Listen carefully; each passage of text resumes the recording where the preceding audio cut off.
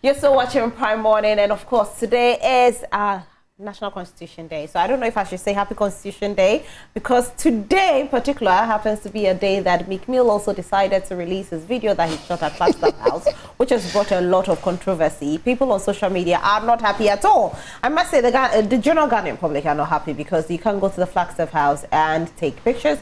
You can go to the Flagstaff House and, you know, record videos. And for my colleague KMJ, what he's saying is the fact that even a drone was flown at the Flagstaff House is very, very bad, because it actually tells us that our security systems are not strong.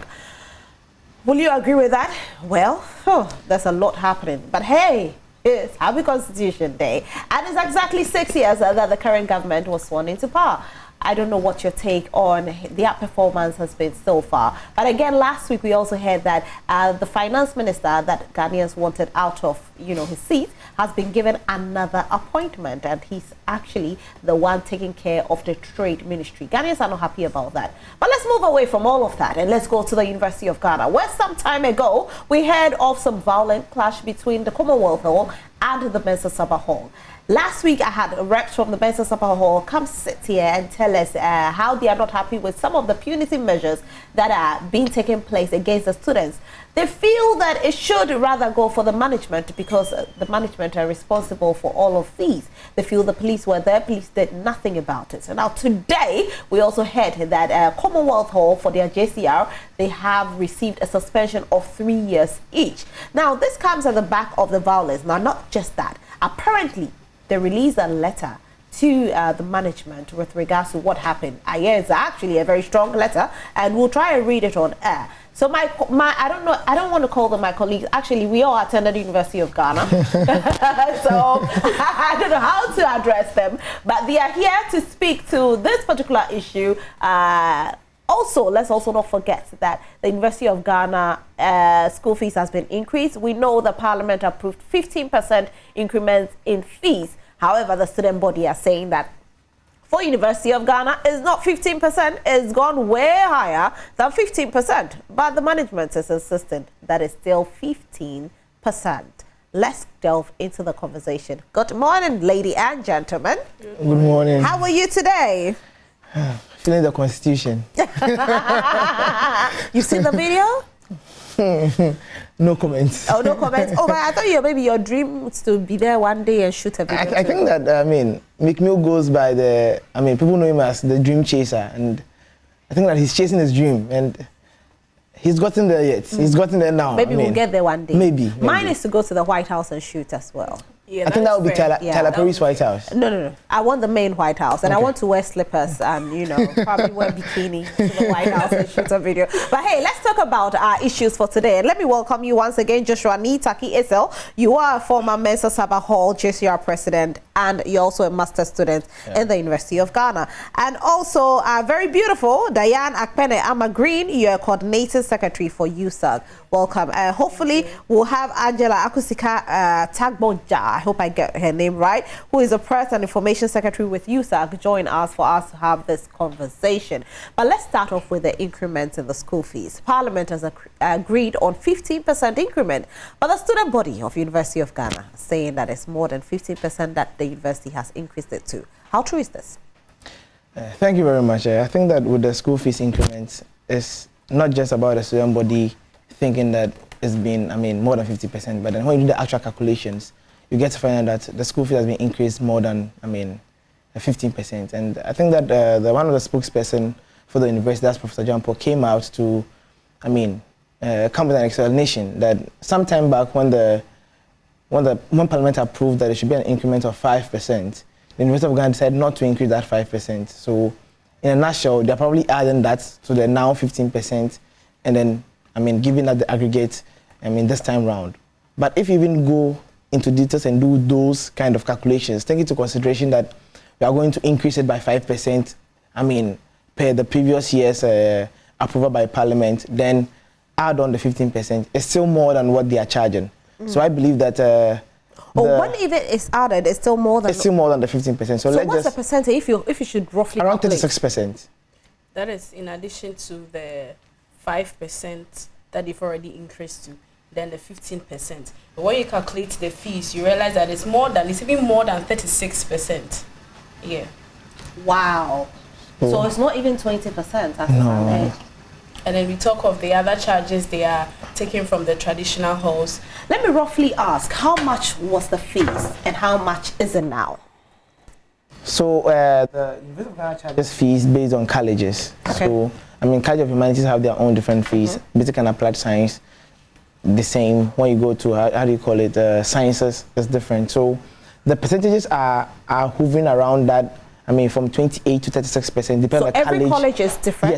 Yes, with the increment. Exactly. Okay, so could it be that majority of the colleges are paying probably 20%? You know what I'm saying? That increment. The least they are paying is 28% increment, and the highest is 36, depending on the college that you find yourself. Okay. That is the disparity. And the other thing too has to do with, I mean, when the fees and charges were passed, we are anticipating that it also goes a long way to affect traditional halls because they are property of the university and the quote-unquote property of the state. Hence, if there's going to be any increment surcharged on school fees, then that same increment should be surcharged on residential fees. But to our dismay, I mean, residential fees is way up, more than 60%, because they paid 456 last semester, and they're paying 750. That 456 was for a semester. That means first semester you pay 456, second semester you pay 456. How much was it before? I always like to compare for the public to understand that. Okay, because it's not everybody that understands percentages. Yeah. So when my viewers are watching, I just want to break it down. So let's roughly say, maybe prior to this time, it was maybe 300, and now we are paying 446, or it was 200. And now, do you have a rough idea of how much it was costing before it moved to that amount? Yeah, I was in school 2018, and I was paying 420 for a year. Okay. Oh, for a year. For a year, which yes. is 2 semesters. Yes, okay. For the 2 semesters at traditional hall. But getting to my final year, I was in Annex C. And so Annex C, we were paying as much as 840 something for a semester. So that means calculating the 2 semesters, I was paying over 1,500.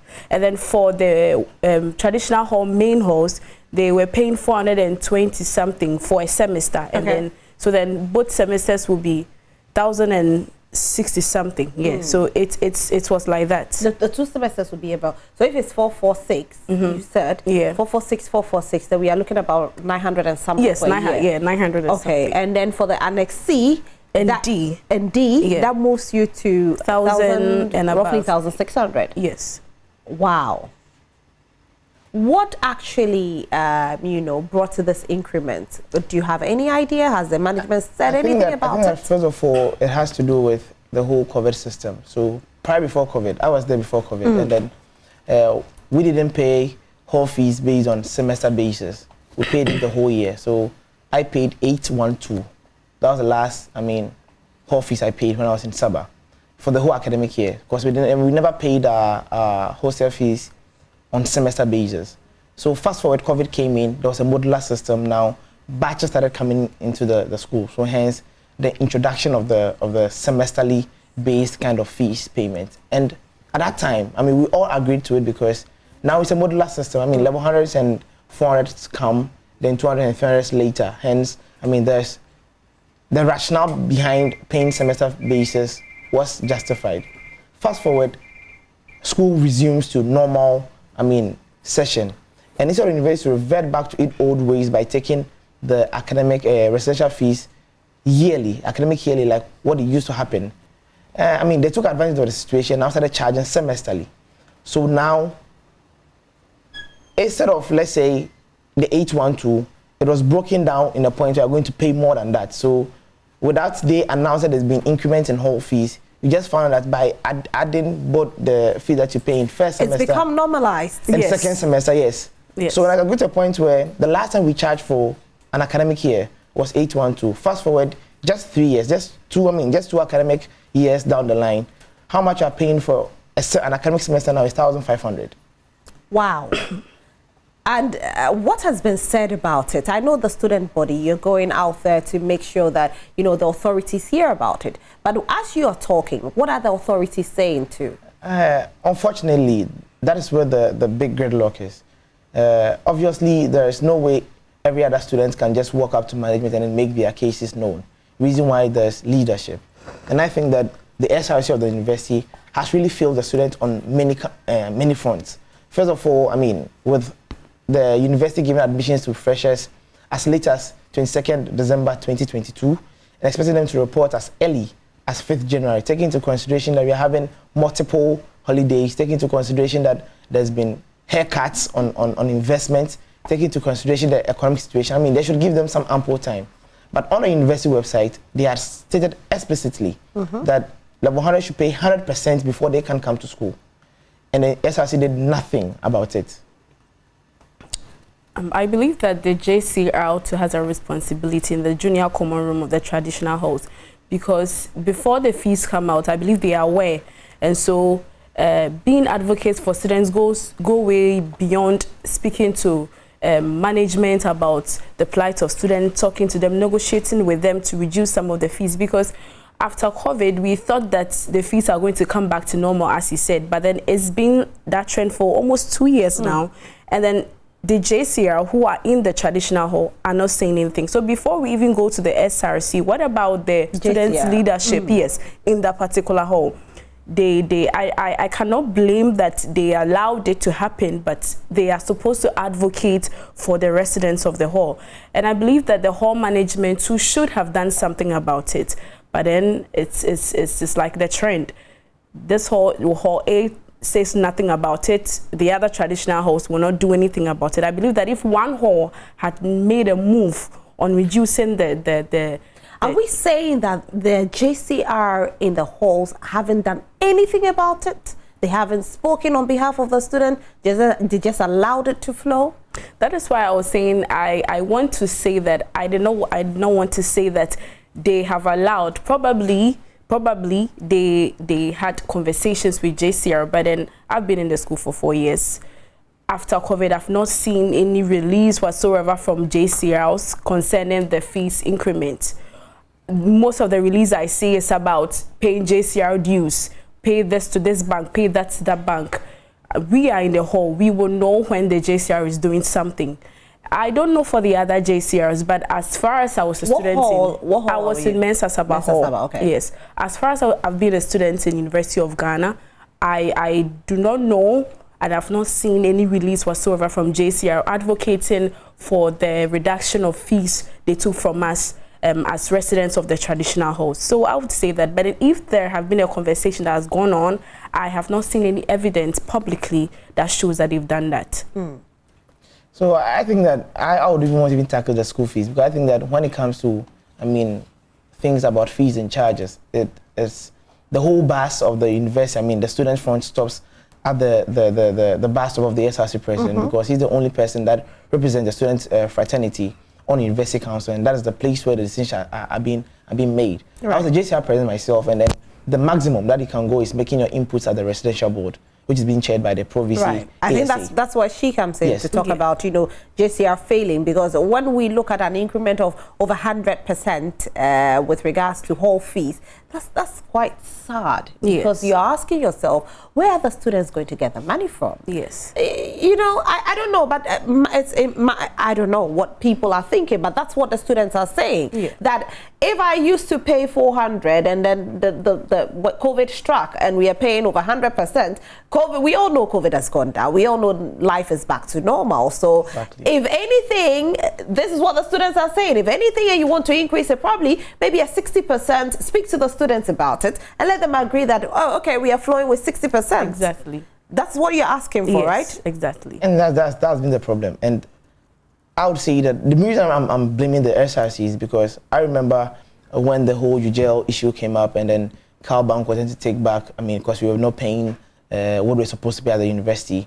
There were some, I mean, increment that were being suggested by the university. I think that diaspora was to, I mean, pay as much as 66% increment in their hall fees, and then because they wanted it to look equal, they started, I mean, moving to the main halls too, that we also should pay that amount of increment. But then we were able to resist it because we made them understand that, I mean, it's no fault of ours that the university has failed to pay their, I mean, to service their loan for 10 years, because that 10 years that we occupied those diasporan halls, we paid hall fees.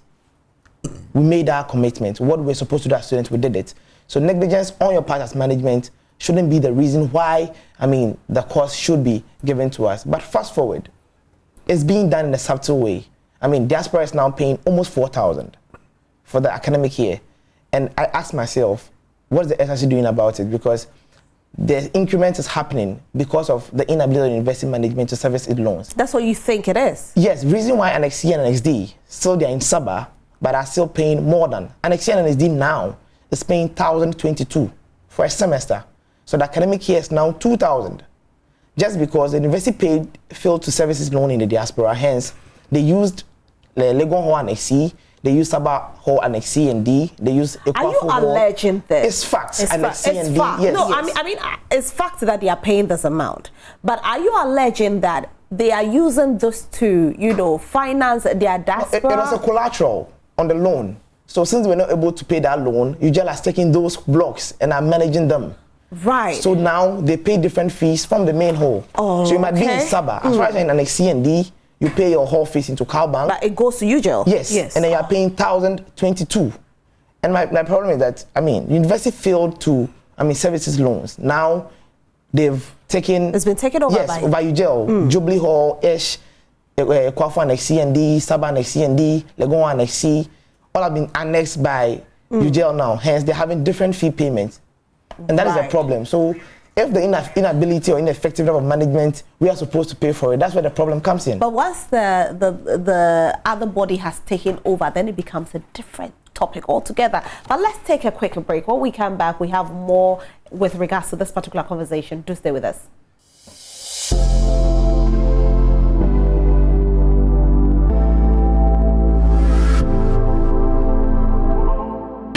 Betty is a smart, kind-hearted young woman who has always dreamed of being in the fashion publishing business.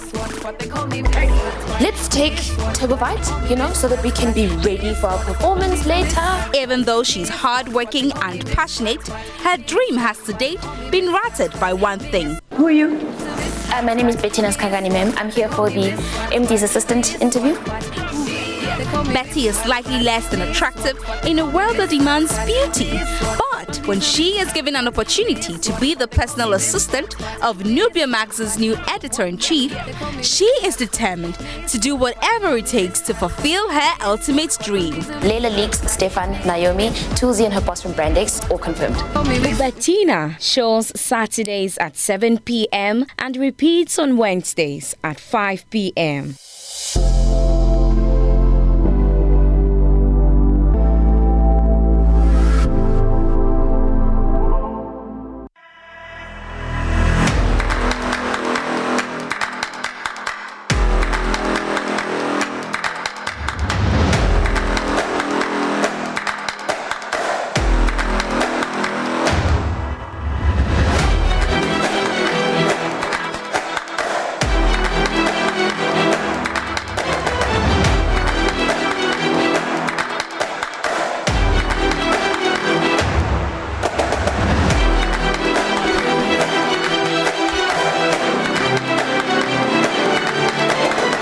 Joy Prime, the ultimate experience.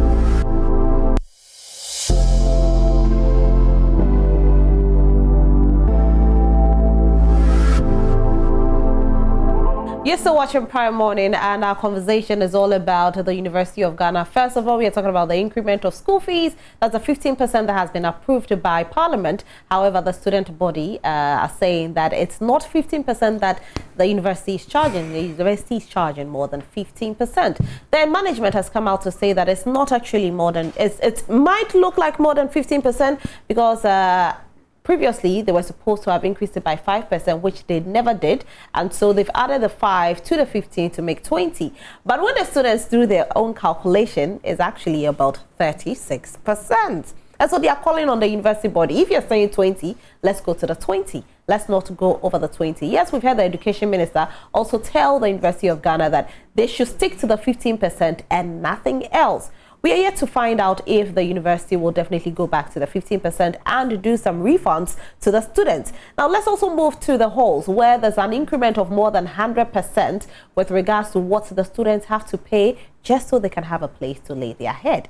Now, as they told us earlier, before COVID struck, they were paying probably like 400 cedis for the main traditional halls, and for the annexes they were paying about 600 or 800. But now, a year, they are paying 400 and something for the traditional. So, for the traditional, they are paying about close to 1,900 and something, and for the other halls, they are paying about 1,600 or above, which means that's more than 100% increment. There was something to be done about it. We'll hear their voices. We were supposed to have been joined by a professor this morning, but unfortunately, he's not feeling too well, so he couldn't join us. Hopefully, he will join us one day and tell us the side of the management, and that will be Professor William Ba Aboating. He's an associate professor and head of department with MPhil, PhD Economics, but one day he will join us. Joining us in the studio is Angela Akusikato Gwaza. She is a press and information secretary with USAG. Good morning. Good morning, Wesley. How are you? I'm doing well. Welcome. Was it traffic? No, I missed the direction to the place, so yeah, I had to alight and walk later. Right? It's good. Walking is good. I mean, it's part of our resolution, right? Well, we've been talking about, the increment in the school fees. I have to take your opinion on it, and then I take your opinion also on the increment with the whole fees as well. Okay. Yeah. So with the school fees increments, USAG, our position was that it's too much, and that schools should reduce the price because it is becoming heavy on students who cannot meet that requirements, who cannot be able to pay those amounts. We've had certain conversations with authorities in the educational sector, and even some school managements too. We've had a discussion, and recently we saw the Ministry of Education and the education sector coming to say that the school should try as much as possible to reduce it for students to be able to pay their fees. But some schools have done it too. Yeah, they have. Yeah, some schools have reduced it, but some schools are yet to do that. And their justification for increasing the school fees is that when it was increased back then, they did not increase it, but now they see the need to increase it, and which is more than the cut-off or the maximum percentage that they are supposed to do that. And it's burdensome for the students who cannot miss it, because paying about close to 2,000, paying about, that is if you're doing your undergraduate, and that is fee pay regular students. If you are not, I get to be paid somewhere 4,000, 5,000 as school fees. It is very, very, very, very hard on these students in this economic crisis that we are in as a country. It's beginning to look like education is going back into the hands of the rich.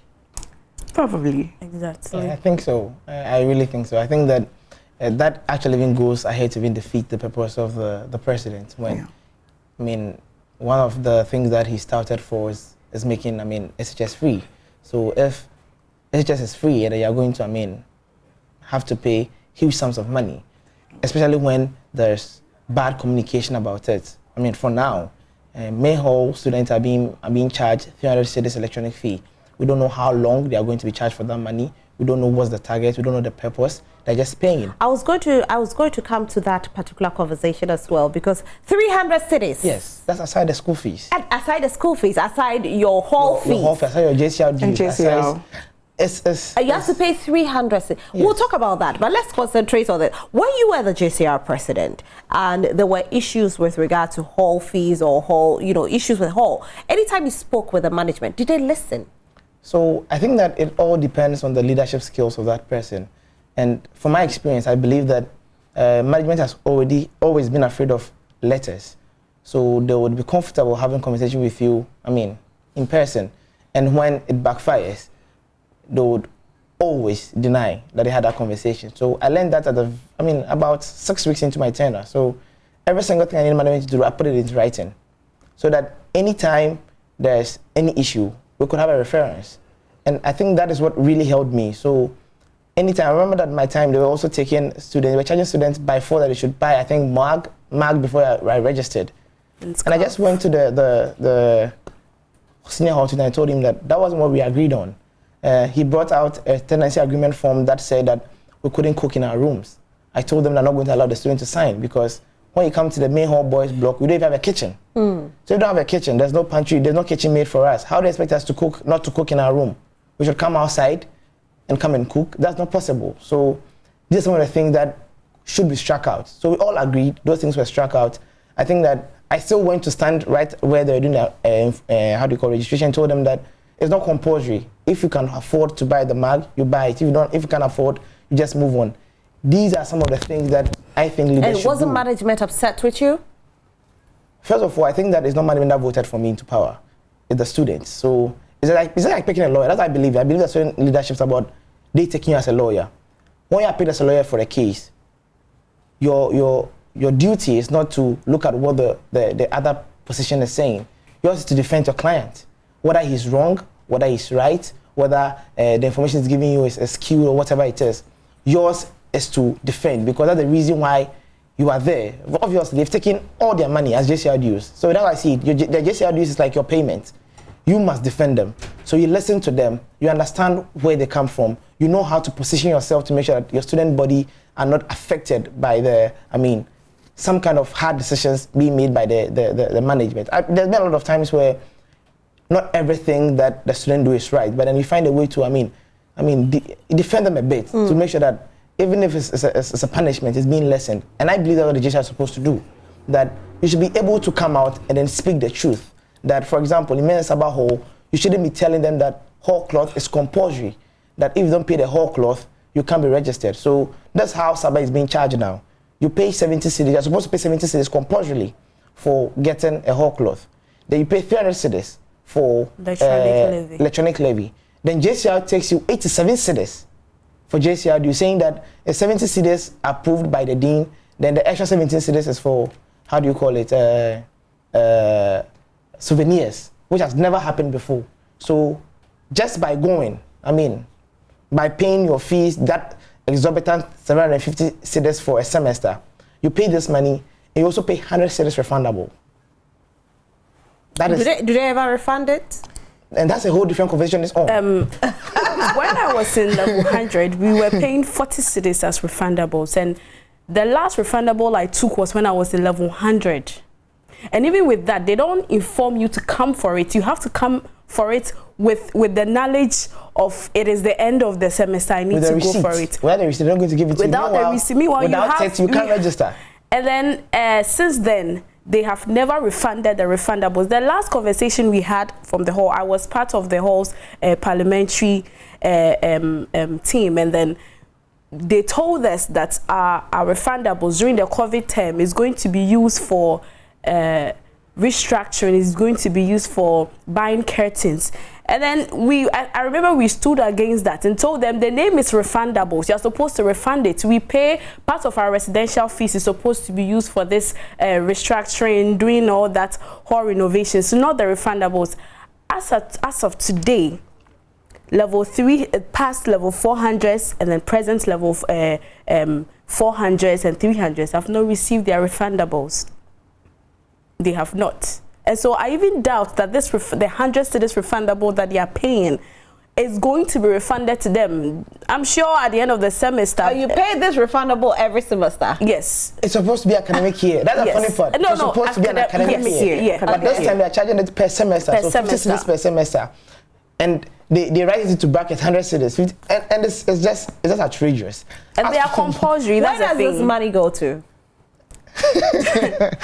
for the refundables, the explanation, my experience with other halls is that the refundable is to pay for the damages in your room.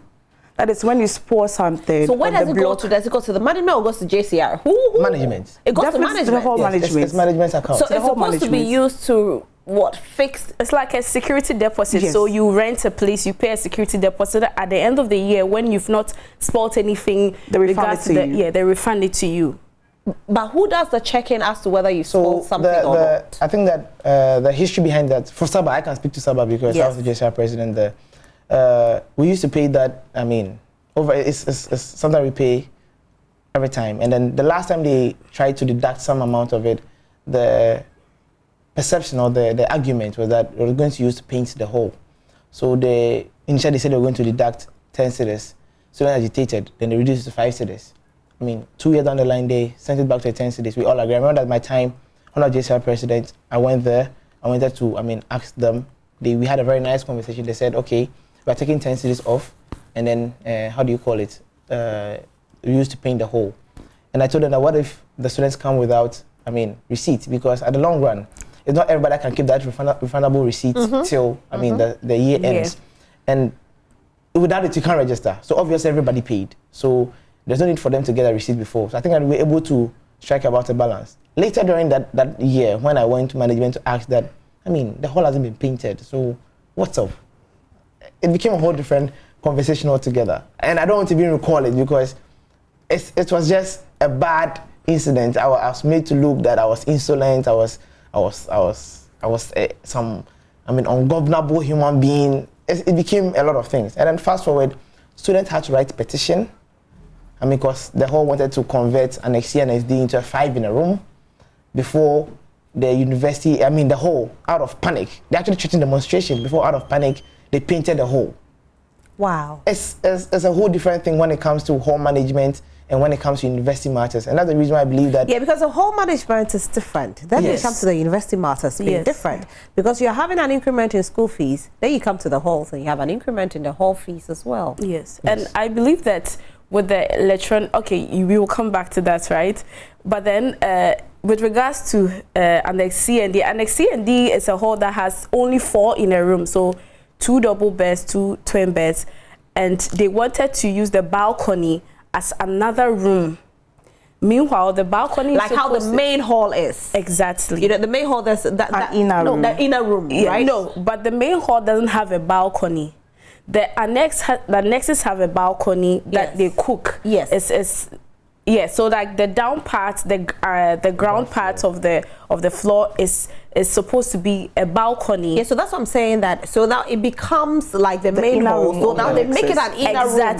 So then you don't have a balcony again to cook. Yes. So where will you cook? So you become like the main hall. Hall. Okay. And then even with the main hall, recently the news I've received is that they want to use main hall has 2 in a room and then 1 in a room, and then even if you look at the main hall size is of now 2 in a room. It was, but now it's 3. That is what they are telling us now, that the main halls are now going to be converted to 3 in a room, and already the 2 in a room, the space is not even up to. I don't even know how to... Wait. So I understand that. So you understand that? You know, because my time was not like that. That's why I'm surprised, because my time there were 4 in the room. 4 in the room and then 1 in the... Yes. That was after Aite came in, Jasper was built, there was decongestion. There was a report by an external, contractor from South Africa to come and see how the structure of buildings were. Hence, they even gave recommendations to the university. Some of the recommendations included that even the inner rooms in the main hall should be scrubbed off, because per the architecture structure of the main halls, those places should be hollow for spaces, the air, ventilation, all those things. And then the moment that the wind keeps hitting the wall and bouncing back, it's likely to create cracks. Within some period of time. So that was, I understand where you're coming from. That's I know, I can see the shock on your face. I don't like 2 in a room. It was 4 in a room. It was 4 in a room, and we had space. Yes. And we had pictures. Everybody had a picture. So 4 in a room makes it 8 in a room. And inner room also has a picture. So we are what? 10 in a room. I want to believe if it's the inner room I know, if it's the outer room I know of the traditional house, or yours was a different. It's the same thing. So I understand your conversation. I understand your conversation. So that's the reason why I think that having conversations with people who were in the university as far back as 2008, 2010, they're not really able to appreciate it, or they think that students, like what you said the other time, that we think we are being pampered, that there's a lot of privileges. But let's move even before you came. They had more privileges than this. That was 1 in a room. But we survived it, right? And I'm saying that's the reason why there's leadership. I think where the issue is for us is the increments in the monies, because yes, the comfortability. some people will be of the opinion that, listen, our time we had a lot of people, and because of accommodation, we were all pushed in there. We had the purchase in there. You know, we survived it. We survived it. I mean, it was part of life. It was fun. Yes, there was congestion, but hey, you're coming to school to make, you know, the grades, and that's the most important thing. Where you lay your head, you don't care. Some people are even sleeping on the floor. They don't care. They just want to make their grades and go out there and make the money. But the case here, the main issue is the increment, where students, you feel is not fair. Let's talk about the electronic, is electronic what? Levy. What is it all about? Okay, so I think that the university is just, implementing, I'll call it obnoxious, policies that haven't worked because, looking around the country, there's been some of these things that they are doing that has been done in other universities that are still not yielding the result that they want or they are expecting. So, for example, the rationale behind converting the main hall to become an in-out-out system is to stop these clashes, is to, these are some of the rationale behind it. To help with the congestion? I think the congestion is not being tackled because if you are still going to move, going to convert the rooms to 3 in a room, which are used to being 2 in a room, then I don't think that the congestion is the problem here. You guys have been very pampered with that. You guys have been overly pampered. Looking at our population, I don't think we've been pampered. You've been overly pampered. I don't think we've been pampered. there's been an additional word. So 1,007, 1,007, 1,007, 1,007 new, residents being added.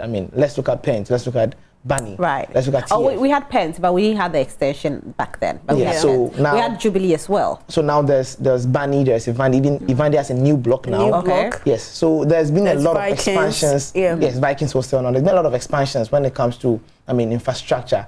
I think that even during your time, Valco was not really. No, there was no exactly. Valco. Now there's Valco, phase 1 and 2. There was only Annex C, there was no Annex D. Oh, okay. Exactly. So now there's been a lot of, infrastructural development, hence the need for the decongestion. And then now purchase is more of like illegal. You can actually lose your bed if there's a purchase in your room. Oh. Exactly. So these are some of the reasons why some of these things are being done. So that everybody be comfortable, everybody can get a place to be at. So now, then, isn't the increment okay then? Let's. Isn't the increment okay? The residential fee? Yes. It's not. It's not. It is not. I'm looking at you having 2 in a room. I was having 2 in a room. I was paying 812 for the whole academic year. It's not as if the 2 in a room is something that came just. In 2020. No. But cost of when living? I entered university in 2015, it's the same thing. I know the arguments about cost of living, but in the same way, I think let's look at what has been the increase in public sector workers in the last 6 years. It's 4%. So if you want to use cost of living as a basis, it doesn't affect only one part. It doesn't affect only the investment money. It doesn't affect the students. So if our arguments about cost of living, it affects both sides. Both sides of the equation. So if you think that you are complaining about cost of living, I'm also complaining about the same thing. All right. So what's the next step? I think let's find a middle grounds where all of us can, manage. With the electronic levy, I think that the communication is the problem for me. Because you're trying to implement something that's been implemented in KNUST that is not working. KNUST has an electronic gate, and it's still being overridden every single time. And there's still clashes with the inner system. In KNUST, it's being done there. It happens there. KNUST went to the extent of even putting only medical students and engineering students in Katanga Hall. There were still clashes. This should tell you that putting level 100s alone in a place and thinking that, let's say, putting even medical students and engineering and even law students alone in a place is not going to stop the clashes from happening.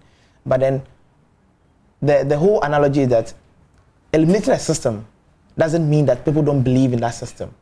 And that's what individuals should understand, that it only takes orientation when people are reoriented and over the period of time get to understand that there's no need for these clashes. That is when people can really change. You feel there's not only orientation that can happen, that can make it work? So for example, like I'm saying, systems have, outside the country have used that and it's working. How many times have we seen clashes of the Sigma, fraternity in Oxford nowadays? We barely hear of them. It's because over the period of time, they've been able to rearrange them. They've been able to scrap certain traditions off by management talking to leaders. Do you think we have a listening student body? Do we? Yes, we have. Because it's like when you go to traditional halls, there's a traditional council. If you don't get a traditional council, there's this faction of people, and then most of the time the clashes are between one hall and then another hall.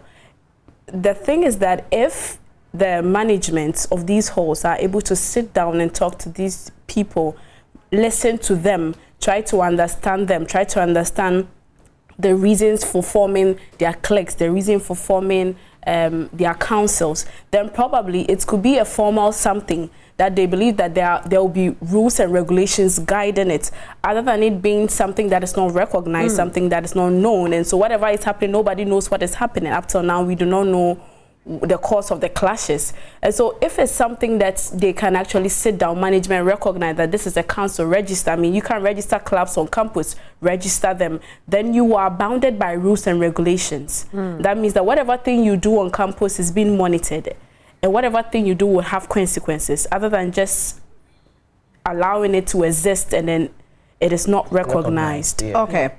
Good. Can I just give I have just one person. I have just about 2 minutes, but I wanted us to also talk about the suspension, the 3-year suspension. Yeah. So let's quickly talk about it. You have an idea about it? Yes. The university released a statement as to their punishments for the JCR executives of Commonwealth.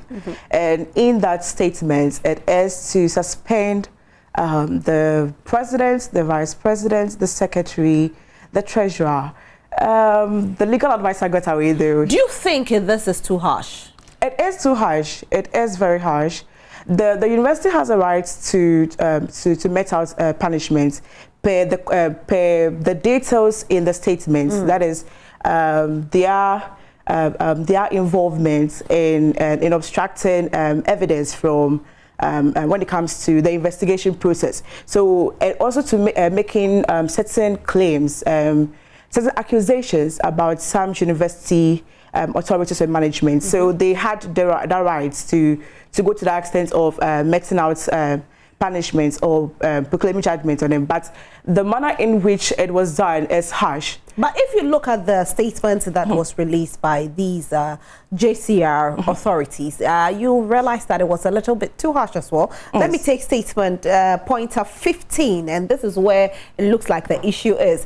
The Vice Chancellor and the Dean of Student Affairs proud of such negative show of needless bravado by some students of Mensa Sabah Hall, or they want to be remembered as leaders of the university who gave birth to and nurtured gangsterism during their tenure. We do not want to believe that the legacy they want to leave for us, but they are systematically proving us wrong by their actions and inactions. Was this too harsh? It is. So then if we look at something like this coming out of a statement from the JCR, will we then still say that, management is being too harsh on the JCR brain? I think that, first of all, let's look at the release that the university gave itself. So then it says that on the 18th and 19th of August, it goes round and round and say that it literally is bringing about dispute and then it's defamatory. The million-dollar question is, what is defamatory and what brings bad image to a university than what happened between, with the BBC report? What's defamation more than that? What puts the university in a bad situation more than that? With Dr. Butako and with that of Professor Jampo with the BBC expose, what was their punishment? Okay. Were they suspended? I think that we are not saying that the university or the student did what the student did right, but then I think that the punishment is too harsh, and I think that is because they are students. Because if it was one of their own who meted those, strong languages, that would have been their punishment. Okay. Because it has happened time and time again. Let's even just, like I'm saying, let's look at the BBC expose. This didn't even just bring University of Ghana into dispute, but the entire tertiary education system. Even the country. Exactly. Yeah. And what was their punishment? Less than 6 months. They were back in the classroom. They are still back in the classroom. So, okay, let's quickly round up the conversation. Yes. I believe that the punishment is harsh because the president himself has already been sanctioned, suspended for 2 years for a reason they say misconduct, for misconduct. 2 year suspension in addition to the 3 years. So 5 years suspension. Wow. Anyway, ladies and gentlemen, thank you so much for being here. But you want to say something? Quickly say it. Let's go. The 100 refundable. It's no more refundables again. It's not refundable. Ah? So Minister Sabah is taking 100 cedis and it's non-refundable. And up to now, we don't even know the rule. So whether the 100 is going to be used for this, for that, for this, we don't know. It's just, we just pay it. Free money. All right. So on that note, I hope that your voices will be heard by management and something will be done about it. Yeah, hopefully, fingers crossed. Will make a move on that. Please do make a move. And JCR, former JCR president? Now I'm an ordinary student.